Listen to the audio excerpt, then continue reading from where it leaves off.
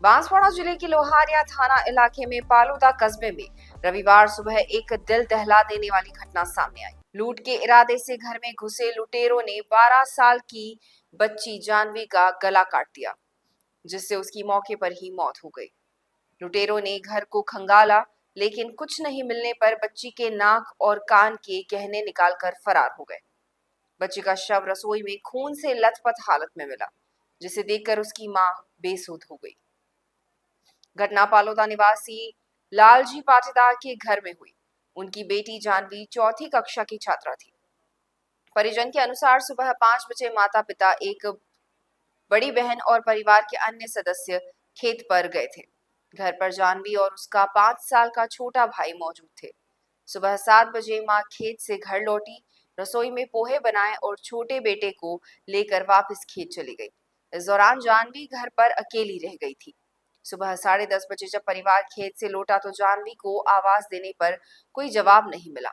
रसोई में जाकर देखा तो वह फर्श पर खून से लथपथ पड़ी थी। उसके नाक और कान के गहने गायब थे।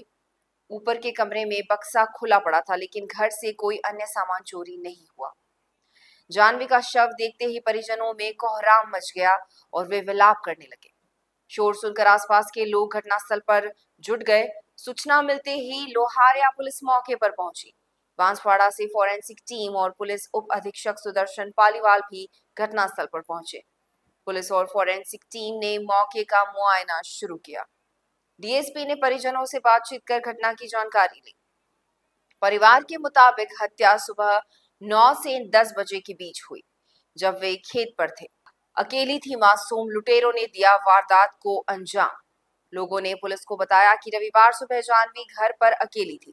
इसी दौरान लुटेरे घर में घुसे और वारदात को अंजाम देकर फरार हो गए। पुलिस मामले की जांच में जुटी हुई है और लुटेरों की तलाश जारी है। इस घटना से इलाके में दहशत का माहौल है। 5 बजे खेतों में गए थे, फिर मम्मी पापा 7 बजे वापस आए थे। फिर छोटा भाई घर पे था, वो रोया तो वो इसको ले आए और वो घर पे थी।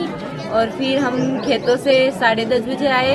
फिर हमने किमाड़ भी नहीं खोला और आगे ही गिरी हुई पड़ी थी।